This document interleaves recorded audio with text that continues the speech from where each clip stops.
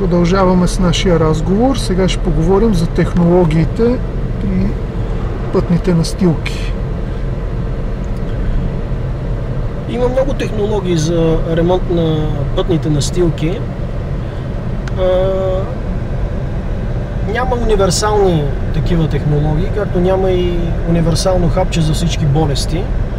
Затова са разработени различни технологии за поддръжка на пътната инфраструктура.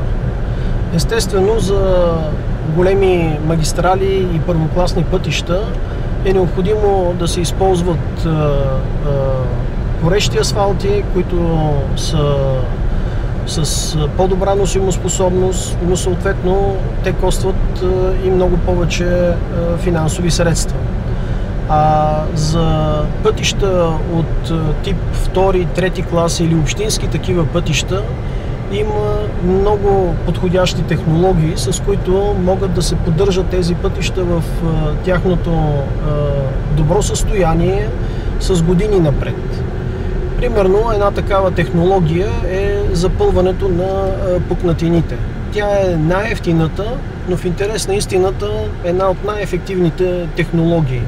Защото ако изгоним водата от пътната настилка, ние ще подобрим нейната дълготрайност с години. Друга такава технология за малко натоварени пътища, било то от общинската или републиканската пътна мрежа, е повърхностната обработка. С нея се получава един абсолютно водоплътен слой хидроизолационен върху пътната настилка, а фракцията, която се употребява за износващия слой, е от еруптивна скала от типа гранити, диабаси, андезити, която е с много висока устойчивост на полиране и тя осигурява сцеплението с автомобилния трафик.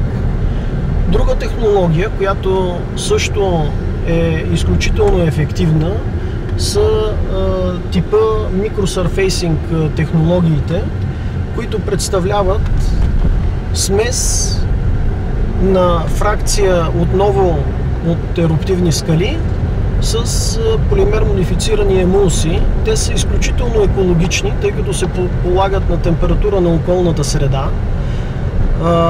Изключително ефективни са, защото те са саморазливни, с много нисък вискозитет и могат да попълнят дори и микропукнатините, които практически не ги забелязваме. И това прави отново настилката водоплътна. Фракцията, която, както казах, е от типа диабаз, гранит, андезит, прави настилката грапава и това осигурява изключително добро сцепление с автомобилите, било камиони или леки автомобили. Това нещо съхранява пътната настилка и удължава нейния средноремонтен период с 5 до 7 години. Това нещо спестява изключително много финансови средства, които могат да бъдат насочени не само за ремонт на главните артерии в страната, но и за изграждане на нови такива.